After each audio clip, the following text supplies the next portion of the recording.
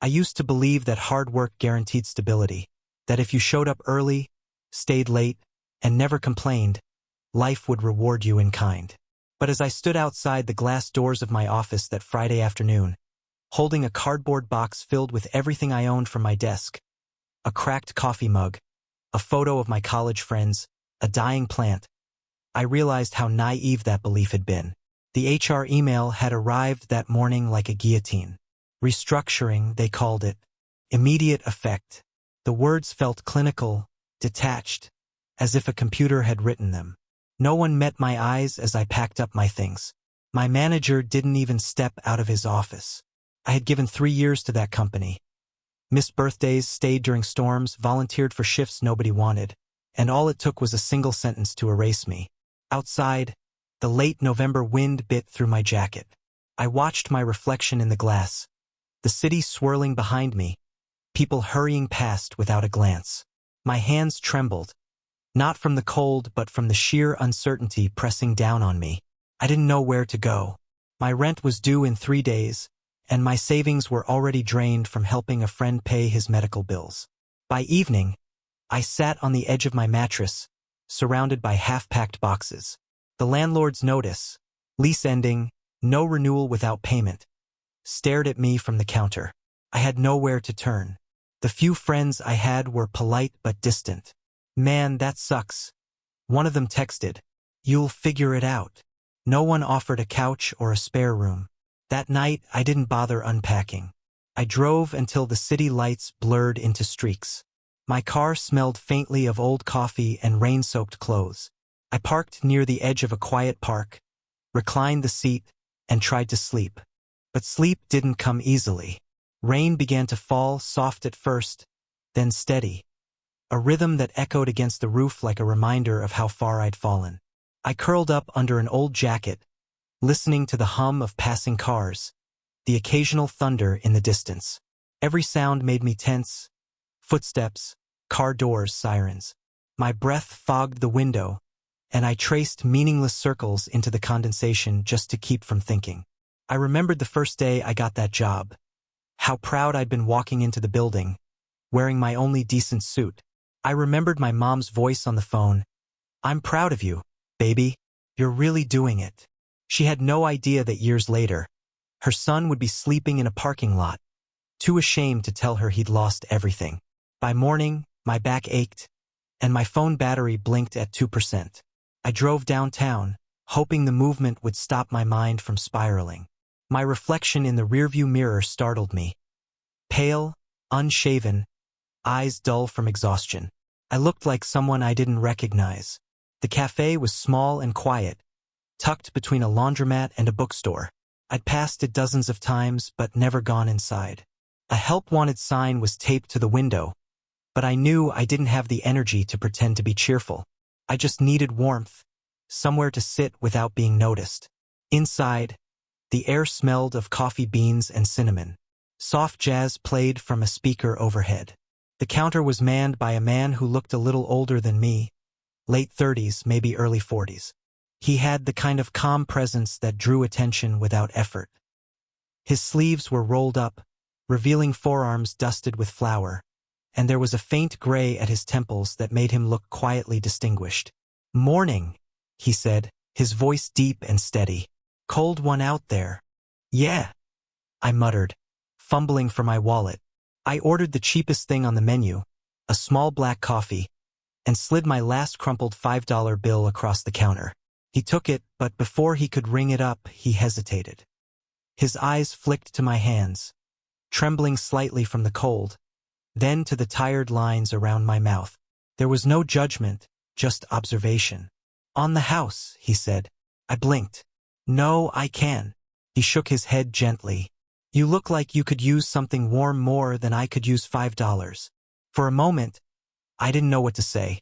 Pride wrestled with gratitude, but exhaustion won. "Thanks," I said quietly.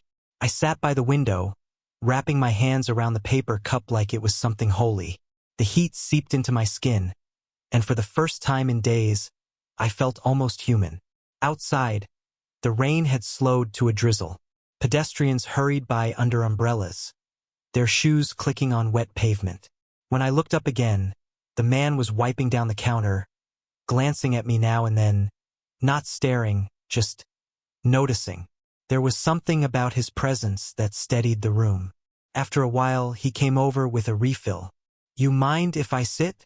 I hesitated, then nodded. He set the pot down, filled my cup again, and took the seat across from me. Up close, I noticed the faint tiredness around his eyes, the kind that comes from years of carrying other people's burdens. "Rough day?" he asked simply. The words hung in the air. I could have told him everything, about the job, the car, the fear, but the shame was too thick in my throat. I forced a small smile. "Just tired." He nodded slowly, as if he didn't believe me but wasn't going to push. "Sometimes that's the hardest kind of tired," he said. We sat in silence for a while, the kind that wasn't uncomfortable. There was a quiet understanding between us, a shared recognition of something unspoken. When he finally stood to leave, he said, "I'm Aaron, by the way."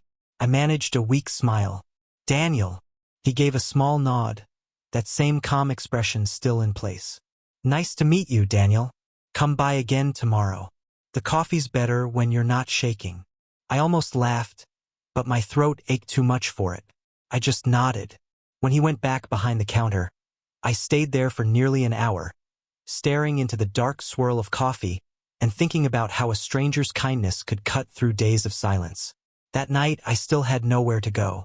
I parked on a quiet street near the cafe, the rain starting again as if on cue.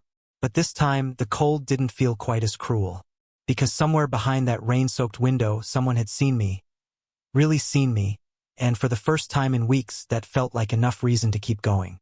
By the time I left the cafe that evening, the sky had turned the color of bruised slate.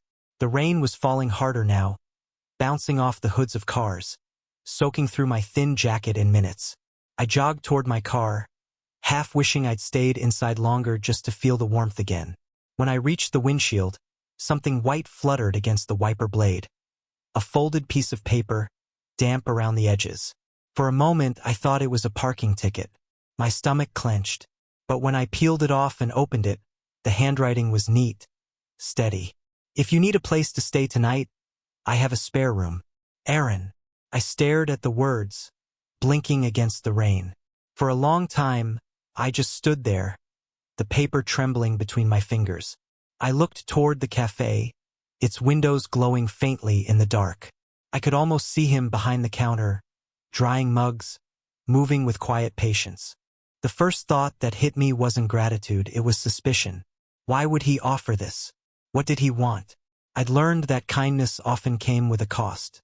And yet, something about the note felt genuine. No phone number, no address, just the invitation. Still, pride has a cruel voice. I crumpled the paper, tossed it onto the passenger seat, and muttered, "I'll figure it out." That night, I didn't. I slept in the car again, parked behind a grocery store this time. The rain hammered the roof until it sounded like applause for my own failure. I wrapped myself in a blanket, knees tucked to my chest, but the cold was relentless. Every creak of the car made me flinch. Around 2 a.m., I started the engine just for the heat, watching the fuel gauge drop lower with each passing minute. By morning, my reflection in the side mirror looked worse. Pale, hollow-eyed, the kind of face you avoid making eye contact with. I told myself I'd just get through one more day, one more cold night, then I'd figure something out. But when I drove past the cafe again, the help wanted sign was gone, replaced with a simple close today notice. Through the rain-slicked glass, I saw him, Aaron, locking the door, wearing a gray sweater instead of his apron. He noticed me idling across the street, and for a second, I thought about driving off. Instead, I rolled the window down an inch. He crossed the street, rain soaking his hair flat. "You look like you didn't sleep," he said gently. "Didn't really," I admitted, gripping the steering wheel. He hesitated, then nodded toward the paper crumpled on my dashboard. "You got my note." "I did," I said. My voice came out thinner than I wanted. "I didn't want to impose." His eyes softened. "Offering isn't the same as pity. It's just an open door." I didn't know what to say to that, so I didn't say anything. "Come on," he said quietly. "You can't keep sleeping out here. I've got space, a hot shower, food that isn't from a gas station. No strings, just warmth." He said it so plainly that it disarmed me. Not charity, just fact. I followed him, still unsure. His truck led the way through quiet backstreets lined with bare trees and old brick houses. We stopped in front of a small, two-story home with ivy crawling up one side and a porch light that flickered like it was tired too. Inside, the warmth hit me immediately. The living room smelled faintly of cedar and something sweet, maybe vanilla or cinnamon. A golden retriever lifted its head from the couch, tail thumping once before curling back up. A fire burned low in the stone fireplace, casting soft light over bookshelves and framed photos that looked well-loved. "Make yourself at home," Aaron said, setting his keys in a bowl by the door. "Towels are in the bathroom down the hall. You can take the spare room upstairs, second door on the left." I lingered by the threshold, shoes dripping onto the mat. "I don't want to be a burden." "You're not," he replied simply. "Trust me, the house is quieter than it should be. It's nice to have company again." He disappeared into the kitchen, and I heard the clink of plates, the soft rush of running water. I followed the sound like it was gravity pulling me forward. The kitchen was warm, the windows fogged. He handed me a mug of something steaming. "Hot chocolate," he said with a small smile. "Coffee's for fighting the world. Chocolate's for surviving it." I couldn't help but smile back. It felt strange. Muscles I hadn't used in weeks. Later, after a long shower that felt like washing off an entire season of failure, I found the guest room. It was simple. A clean bedspread, a folded blanket at the foot, and, somehow the most moving detail of all, a new toothbrush still in its packaging on the dresser. He'd thought ahead. For a stranger. When I finally lay down, the sheets smelled faintly of detergent and cedar. I hadn't realized how much noise the world made until I was inside those four quiet walls. No rain, no engines, no fear of someone knocking on my window in the night. Just warmth and the distant sound of the dog shifting downstairs. I woke to the smell of coffee and the sound of soft jazz. Aaron was at the stove, spatula in hand, wearing a faded t-shirt and jeans. The dog lay by his feet, eyes half closed. "You didn't have to." He waved off the protest. "I like cooking for two. Feels less empty." We ate in comfortable silence, the kind that doesn't demand conversation. Afterward, I offered to help wash dishes, and he let me. There was a quiet rhythm to it, soap, rinse, dry, and for the first time in months, I felt part of something that wasn't survival. That evening, we sat by the fire, each nursing a cup of tea. The dog snored softly between us. Shadows flickered on the walls like ghosts passing through. He broke the silence first. "You don't have to tell me what happened," he said. "But if you want to talk, I'm here." I hesitated, staring into the flames. "Lost my job. Apartment 2. Just everything." He nodded, eyes distant. "Yeah, I know that story." I glanced at him. "You do." He set his mug down carefully. "I lost someone years ago. My partner. Car accident. We just bought this place. For a long time, I couldn't walk into this room without feeling like the walls were louder than me. The words hung heavy, sincere. "I'm sorry," I said quietly. He gave a faint smile. "Grief softens with time, but loneliness doesn't vanish. It just changes shape. You start filling it with other things. Sometimes people." We sat there in silence after that. Not awkward, just full. I didn't know if I'd ever understand what made him open his door to a stranger, but I knew what it felt like to be seen when you'd stopped believing you could be. Later, when I went upstairs, the house felt alive. Not in the haunted way I'd known my apartment to be, but with warmth. I paused by the door and looked back down the hall. Aaron was turning off the lights, his movements slow, deliberate. When our eyes met, he gave a small nod, the kind that says you're safe here. I closed the door and leaned against it, exhaling deeply. For the first time in a long time, I didn't dread tomorrow. Because somehow, through rain and ruin, I had found shelter, and maybe, just maybe, the start of something that could heal what I'd lost. Mornings at Aaron's house became quiet rituals. Sunlight through gauzy curtains, the scent of brewed coffee, and the soft sound of the dog's paws on the wooden floor. I woke up earlier than I used to, not because I had anywhere to go, but because it felt wrong to sleep while someone else moved through their morning so deliberately. At first, I felt like a guest overstaying a welcome. Every time I caught sight of my duffel bag in the corner of the room, guilt twisted in my stomach. But Aaron never made me feel like a burden. He had a way of making space for people without announcing it, like the world naturally widened around him. One morning, I found him trying to fix a crooked shelf in the living room. The screwdriver slipped twice before he sighed and muttered something under his breath. I stood at the doorway, hesitant. "Need a hand?" I asked. He looked up, surprised, then grinned faintly. "You any good with tools?" "Better than I am with resumes," I said, and he laughed. That quiet, genuine laugh that sounds like it surprises even the person who lets it out. We worked together in silence, passing screws and leveling the wood. When it was done, the shelf stood perfectly straight. He gave it a gentle shake and nodded. "Looks better already." That moment, small, ordinary, felt monumental. I hadn't built or fixed anything in months. I'd forgotten what it felt like to be useful. After that, I started helping more. I took the dog Max, as I learned, on morning walks around the block. He was friendly and loyal, the kind of dog that greeted every leaf as if it were a new friend. Those walks became my thinking time. I'd watch the neighborhood wake up. Kids on bikes, neighbors waving, the sound of sprinklers hissing, and I'd remember what stability looked like. In the afternoons, I searched for jobs. Aaron set up a small desk in the corner of the living room for me, complete with an old lamp and a notepad. Every day I sent out a few applications. Most went unanswered, but a couple turned into polite rejections. Still, the act of trying made me feel alive again. Some evenings, I cooked dinner to thank him. I wasn't great at it, but he never complained.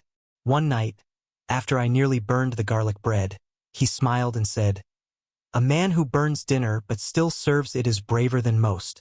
Or hungrier," I joked, and he laughed again. Aaron never asked about my past unless I offered it. Instead, he filled the silence with small kindnesses. A sticky note on the fridge that said, "You'll get there." A folded sweater left on the chair before a cold morning. A plate covered with foil when I stayed up late sending job applications. It wasn't charity. It was care. Quiet, consistent, and free of expectation. One Saturday night, he suggested we watch a movie. "Something old," he said. "When stories didn't need explosions to make you feel something." We settled on Casablanca. The fireplace crackled, and the dog snored between us. About halfway through, I glanced over and caught him mouthing the lines along with Humphrey Bogart, his lips curving slightly. There was a light in his face that came alive when he wasn't aware of being seen. I looked away quickly, heart thudding. After the credits rolled, he turned to me and asked softly, "You okay?" "Yeah," I said, forcing a smile. "Just thinking." "About what?" I hesitated. How some people can lose everything and still find a way to start over. He studied me for a moment, then nodded. "Starting over isn't weakness, Daniel. It's proof that you're still here." That night I couldn't sleep. His words kept looping in my mind, stirring something I tried to bury. Lying there, listening to the rain outside, I realized I wasn't just grateful anymore. I was drawn to him, to the steadiness in his voice, the kindness in his eyes, the way he seemed to carry both sadness and strength in equal measure. It scared me. He'd given me a roof, a bed, a chance to stand again. What right did I have to want more? The next morning, I found him already in the kitchen. He greeted me with that familiar half-smile. "Morning. You were up late." "Couldn't sleep," I admitted. He poured me a cup of coffee. "Thinking too much?" "Something like that." He didn't pry. He just set the mug in front of me and said, "You don't have to fix everything at once. Sometimes breathing's enough." Breathing. It sounded so simple. But when I sat on the porch later, feeling the sun on my face and the dog's head resting on my knee, I realized he was right. Breathing, really breathing, felt new again. Days turned into weeks. I started budgeting what little money I had, mapping out a plan for when I'd move out, even if it was months away. Each task, laundry, cooking, cleaning, gave structure to the blur that used to be my days. Aaron noticed without comment. But sometimes, when he thought I wasn't looking, I'd catch him watching me. Not out of curiosity, but with quiet pride, like someone watching a plant finally take root after a long winter. One evening, I came home from a rare interview.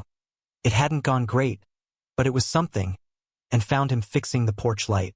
I climbed up beside him to help. When we finished, he clapped me on the shoulder. "See? Every day gets a little brighter." I laughed, half at the pun, half because it felt good to. "You always this poetic when you work with electricity?" He smiled. "Only when it's worth saying." Later, as we ate dinner, he told me about his late partner. How they'd met, how they'd built the cafe together from scratch, how grief had hollowed the place for years afterward. He spoke without dramatics, his tone steady, like someone who had learned to carry pain gently. "I didn't think I'd ever let anyone close again," he said softly, staring into his glass. "But sometimes life surprises you. It gives you someone to take care of just when you thought you were done caring." I didn't ask if he meant me. I didn't need to. That night, I lay awake again, staring at the ceiling, feeling the slow burn of something that was more than gratitude, but less than confession. My heart ached, not with longing exactly, but with the terrifying realization that I wanted to stay. "I can't feel this way," I whispered to myself. "He's helping me, not loving me." The words stung as they left my lips. Over the next few days, I tried to pull back. I left early for walks, came home later, spent more time in my room. He noticed, of course, Aaron noticed everything, but he didn't chase or question. Instead, he gave me what I didn't know I needed: space. One night, he left a note on the counter. "Don't run from the good things. They're rarer than you think." No signature, but I knew the handwriting. I sat at the kitchen table long after the lights were off, the note warm in my hands. When I finally went upstairs, Max followed, curling up beside the bed with a sigh that sounded almost human. I stared at the ceiling, listening to the steady rhythm of the house, the creaks, the wind, the heartbeat of safety, and thought about how far I'd come. I hadn't found a job yet. I hadn't rebuilt my life completely, but I'd started breathing again. Not just surviving, but living. And somewhere in that gentle rhythm of daily kindness, laughter, and quiet evenings by the fire, I felt something shift inside me. A fragile hope that maybe I wasn't as broken as I thought. Maybe, just maybe, I was being remade. The day I got the call, I was folding laundry in the living room while Max snored on the couch. I almost didn't answer. I'd grown used to hearing rejection. But the woman on the other end spoke with cheerful finality. "We'd love to have you on as a part-time assistant. You can start Monday." For a moment, I just sat there, stunned. It wasn't much, a small office job downtown, barely above minimum wage, but it was something. I thanked her, promised to show up early, and hung up with trembling hands. Then I laughed. A small, startled sound that echoed through the quiet house. Aaron poked his head in from the kitchen. "Good news." I grinned, holding up my phone. "I got a job." His face lit up in a way I hadn't seen before, proud, almost relieved. "That's amazing, Daniel." He crossed the room and clapped me gently on the shoulder. "See? Told you the world doesn't stay closed forever." That night, he made dinner, pasta, and roasted vegetables, and we toasted with cheap red wine. It felt like a celebration, though part of me couldn't shake the knot forming in my stomach.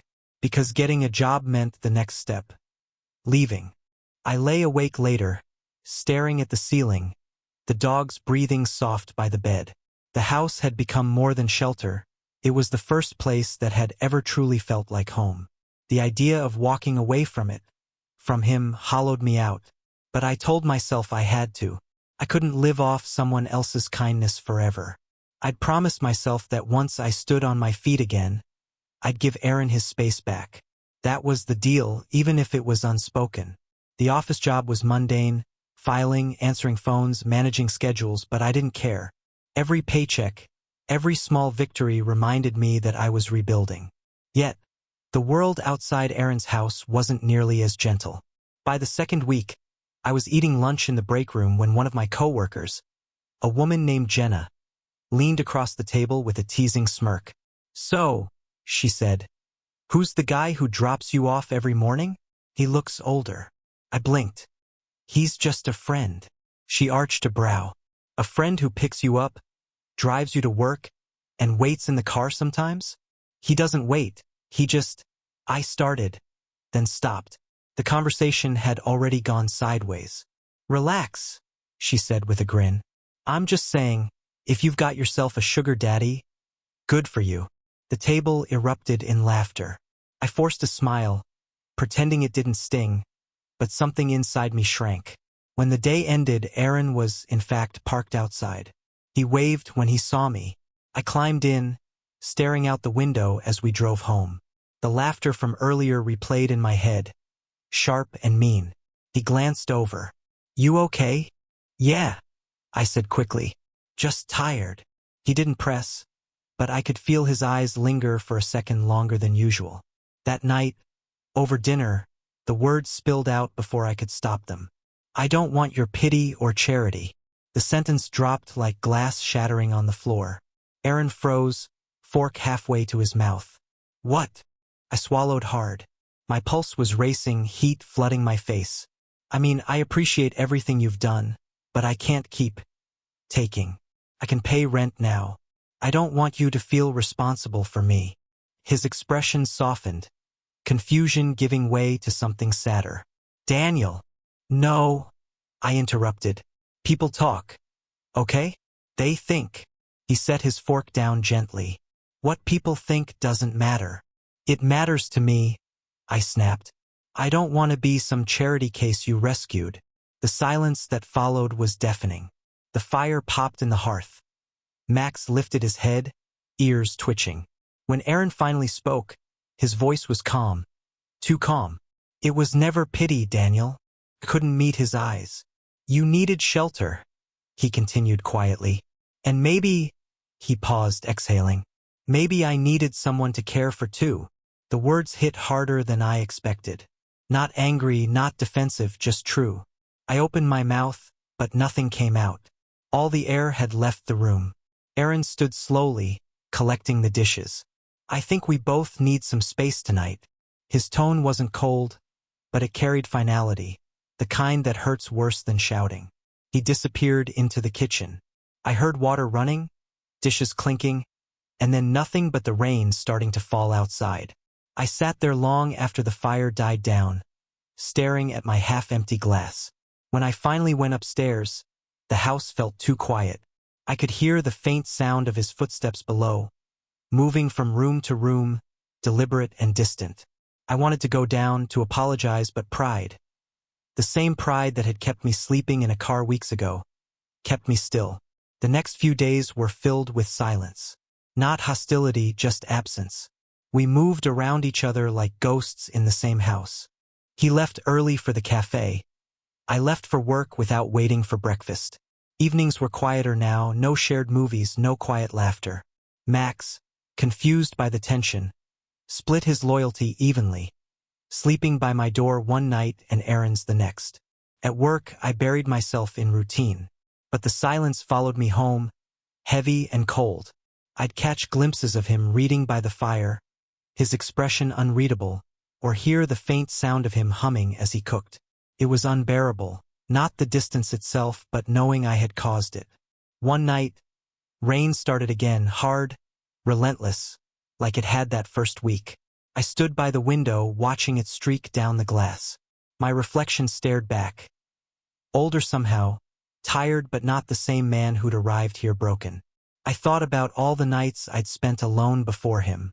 The fear, the cold, the way kindness had felt like a trick. And then I thought about Aaron. His quiet patience, the way he'd offered warmth without asking for anything in return. He had never pitied me. He'd seen me, and I had mistaken that for pity because I didn't believe I deserved anything better. The realization cracked something open. I grabbed a sweatshirt and padded downstairs. He was in the living room, sitting by the fire, reading. He looked up when I entered but didn't speak. I stood there, heart hammering. You were right, I said finally. He closed the book gently. About what? About everything. I swallowed, my throat dry. You didn't give me pity. You gave me a chance to remember who I was. I didn't know how to accept that without thinking it came with a price. Aaron's expression softened, but he stayed quiet, waiting. The rain beat harder against the windows. I took a breath. You made me feel like I mattered again, I said quietly, and that scared me more than losing everything. For a moment, the only sound was the storm outside. Then he stood, walked over, and rested a hand on my shoulder. Gentle, steady. Daniel, he said softly, everyone deserves to matter. I felt my throat tighten. Even after they mess everything up? He smiled faintly. Especially then. Something shifted in that silence. Not quite forgiveness, not yet love, but understanding. The kind that roots itself deeper than either. When he stepped back, he said, "It's late. Get some sleep." I nodded, but before I turned, I managed a small, fragile smile. "Thank you." He nodded back, eyes kind again. "You don't have to thank me for caring." As I climbed the stairs, the storm raged on, but it didn't sound cruel anymore. It sounded like cleansing, the sky emptying itself just so it could start over again. And somewhere inside, I realized I was doing the same. The storm broke the silence before either of us did. Thunder rolled low over the hills, and the windows flickered with streaks of white light. I'd been sitting at the top of the stairs for almost an hour, listening to the rain and the rhythmic creak of Aaron's chair downstairs. Then came his voice, quiet, even, carrying over the hum of the house. "Daniel," he called, "come sit with me for a bit." I hesitated. Part of me still feared saying the wrong thing again, but something in his tone, calm, familiar, drew me down. He was on the porch, a blanket around his shoulders, the soft glow of the porch light painting his face in gold and shadow. Max lay curled by his feet, ears twitching at each rumble of thunder.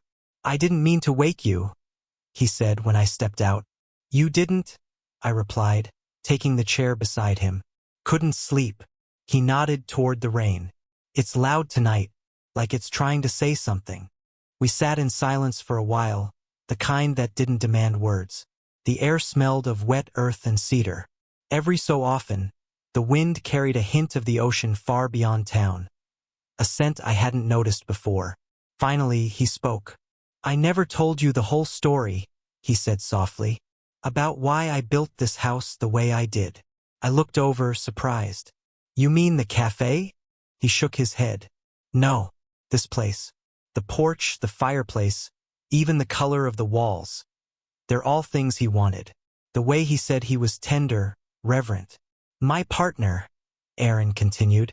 "His name was Michael. We were together 8 years. He died suddenly, car accident. I wasn't with him. I always thought I should have been." The words came without theatrics, steady, deliberate. But there was a quiet ache underneath, the kind that time doesn't erase. "I'm sorry," I murmured. He smiled faintly. "I used to think grief was about remembering. Turns out it's about learning how to forget, or at least how to live without remembering every hour." He took a slow breath. "For years, I shut everyone out. Friends, family. I poured everything into work, the cafe, just to fill the hours. Then one day, you walked in drenched, lost, too proud to admit you needed anything." He turned toward me, his expression unreadable. And something in me just moved, like I'd been waiting to care again. My throat tightened. I wanted to speak, but my voice felt too small for the moment. "I didn't know that," I said finally. "I didn't either," he admitted. "Not until you started fixing things around here, laughing at my bad jokes, cooking breakfast even when you burned half of it." A laugh escaped me before I could stop it. He smiled too, a slow, unguarded smile that made the air between us feel warmer. The rain softened, tapping gently against the wooden railing. I stared into the dark yard. You know, when I lost my job, I thought I'd hit rock bottom. But it wasn't just the job. It was me. Everything I thought made me worth something. My work ethic, my plans, my independence. It all just disappeared overnight. He listened quietly, eyes fixed on me. I slept in my car because I didn't want anyone to see me fall apart. I continued. And then you handed me a cup of coffee like it was the most natural thing in the world.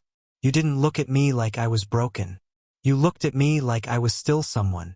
Aaron didn't speak, but his gaze softened. That same steady warmth I'd felt the first day we met. I looked away, embarrassed by the heat rising in my face. You saved me, Aaron. I don't know if you realized that. He shook his head slowly. No, Daniel. You saved yourself. I just gave you a place to rest. Pause lingered, soft but heavy. I laughed quietly, without humor. Then why do I feel like I owe you something I can't ever repay? He reached out then, his hand brushing mine. Light, hesitant, deliberate. Because you're not used to being cared for without condition. My breath caught. The contact was small, barely there, but it felt like the room shifted around it. Like every sound dulled except the soft beat of my pulse. Neither of us moved. The rain kept whispering, a gentle rhythm between heartbeats. When I finally looked up, his eyes met mine. Calm, open, full of something deeper than comfort. I thought I was done feeling anything like this, he said quietly. And yet, here you are. I swallowed, my throat dry. I thought I wasn't allowed to. He gave a faint, understanding smile. Allowed to what? To want something good again, I said, my voice barely above a whisper. He didn't answer. Instead, he shifted closer, slow enough that I could have moved away, but I didn't. His hand found mine fully this time, fingers lacing together like it was the most natural thing in the world. No grand gesture, no desperation, just two people who had been holding their breath too long. When he leaned in, I felt the warmth of his breath before I felt the kiss, gentle, cautious, like both of us were afraid to break something fragile. It wasn't about passion.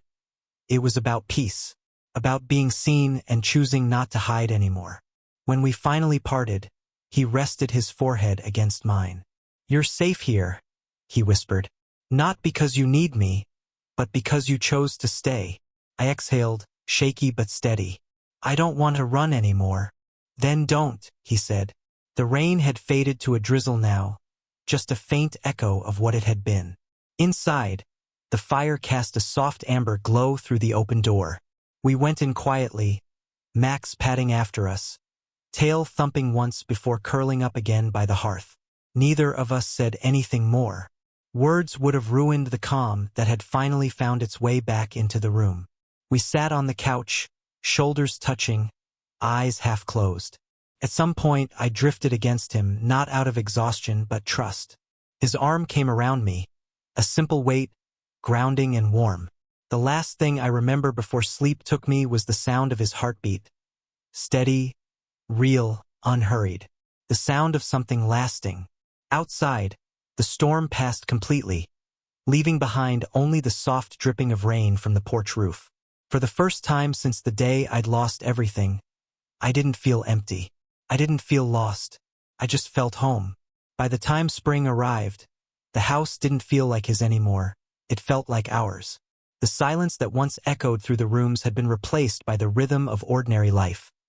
Clinking dishes, music from the kitchen, the sound of Max's paws as he chased sunlight across the floor. I've been working full-time for almost 2 months now. The job wasn't glamorous, administrative work at a logistics firm, but it was steady, honest, mine. I paid rent, though Aaron had tried to argue against it. I insisted. I'm not your guest anymore, I told him. I'm your roommate. He smirked. Roommate, huh? That what we're calling it? Don't push it, I teased. Though we both knew the truth lived somewhere between the words. Our lives had found a quiet rhythm. Not perfect, not dramatic, just steady. Morning started early, sunlight slipping through the curtains as I brewed coffee while Aaron fed Max. He'd always hum softly. Old songs I didn't know the names of but recognized by feel. We'd trade smiles across the kitchen like it was some unspoken language we'd both learned fluently. One morning I made pancakes, my first attempt since the garlic bread incident, as he liked to call it. When he bit into one and raised an eyebrow, I braced myself for teasing. "Not bad," he said finally. "Almost edible." I threw a dish towel at him. He dodged it, laughing, that warm, unguarded laugh that filled the room like sunlight after rain.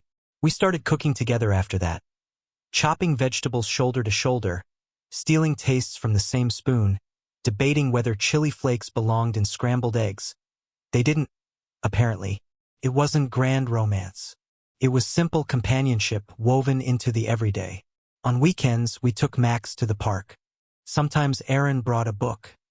Sometimes I did. We'd sit beneath the old oak tree, not needing to talk much. Every now and then, he'd reach for my hand, and we'd just sit there, grounded, peaceful, like two people who had finally stopped running from themselves. He told me once that he built this house to preserve what he lost. I like to think he was rebuilding something new in its place now, something we both could belong to. I still had moments of doubt. When I got my first real paycheck, I'd stared at it for nearly an hour before depositing it. The number wasn't large, but it symbolized everything I'd fought to regain. Independence, dignity, stability. That night, I left a note on Aaron's desk with my half of the bills and rent. Underneath, I wrote, "For the roof that became a home." He didn't say anything when he found it. But later, as we sat on the couch watching a movie, he reached over and threaded his fingers through mine. Quiet acknowledgement, no words needed. It wasn't a fairy tale kind of love. It didn't burn fast or loud. It grew the way spring grass does, unnoticed until one morning, you realize everything around you is green again. There were days when we still stumbled. Grief doesn't vanish, and healing doesn't move in straight lines. Some nights, I'd wake to find him staring at the ceiling, lost in thought. I learned not to fill the silence, just to be there, to let him know he wasn't alone anymore. And when my own anxieties crept back, fear of losing it all again, of being seen as weak, he never lectured. He'd just place a hand over mine, steady and patient, and the noise inside my head would quiet. We weren't saving each other anymore. We were walking beside each other. Two people who had known loneliness too long to take peace for granted. One golden afternoon, months after that night on the porch, I came home to find Aaron repainting the living room walls. Max had tracked a line of paw prints through a spilled patch of white paint, and Aaron stood in the middle of it all, laughing helplessly. "You're supposed to be supervising him," he said as I stepped inside. "I was gone 20 minutes. I protested, trying not to laugh. Apparently that's long enough for interior design. By the end of the day, we'd managed to turn the entire project into chaos. There was paint in his hair, streaks on my arms, and the wall still looked uneven. But when we stepped back, laughing breathlessly, he said, "Perfect. It's crooked," I pointed out. "Maybe, but it's ours." Something in the way he said it made me stop. It wasn't about the paint or the house or even the work we'd done. It was about belonging to each other, to a life rebuilt from ruins. Later that night, we sat on the porch again. Same chairs, same quiet air, but everything felt different now.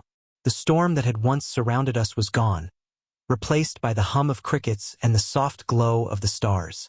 Aaron sipped his tea and said, "Do you ever think about that first night?"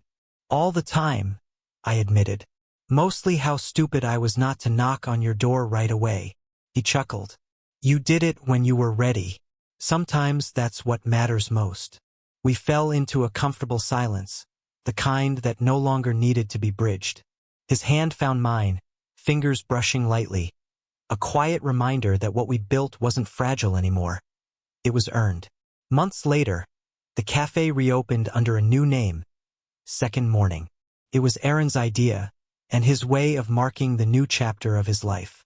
He offered me a small stake in it, joking that I'd been his first investor in chaos when I'd burned his garlic bread. Working there on weekends became our routine. He'd handle the counter. I'd work the books.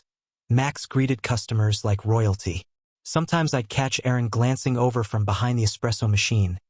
That same small, private smile that still managed to undo me every time.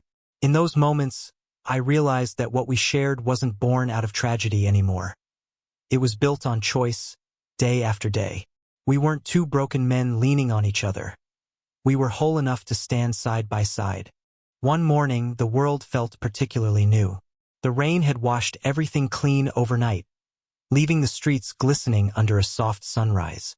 I took Max for his walk, the air cool and sweet, dew still clinging to the grass. As we reached the park, I stopped under the same oak tree where we used to sit on weekends. The bench was empty, slick with rain, but the quiet peace around me felt familiar. I closed my eyes and let the sunlight warm my face, thinking about how far I'd come. From the man who once slept in his car, hollow and afraid, to someone who could finally call a place home. I thought of Aaron. His calm voice, his patient heart, the way he looked at me not as someone he'd rescued, but as someone he'd chosen. And I thought of that first note on my windshield, "If you need a place to stay tonight," and how a single act of kindness had rewritten both our lives. When Max tugged at the leash, I smiled and started walking back toward the house that waited beyond the trees. Warm light in the windows, coffee brewing, someone I loved standing at the door. As I turned down the familiar street, I whispered the truth I'd come to understand, words that still felt too big for how simple they were. He offered me shelter when I had nothing left, but what he really gave me was hope, and a reason to believe I still deserved love. And for the first time in years, I truly knew that I did. If this story touched your heart, don't forget to like the video and subscribe to the channel for more emotional stories about love, redemption, and second chances. Now I'd love to hear from you. Would you have trusted a stranger the way Daniel trusted Aaron that rainy night? Share your thoughts in the comments. Your stories always mean the world to us.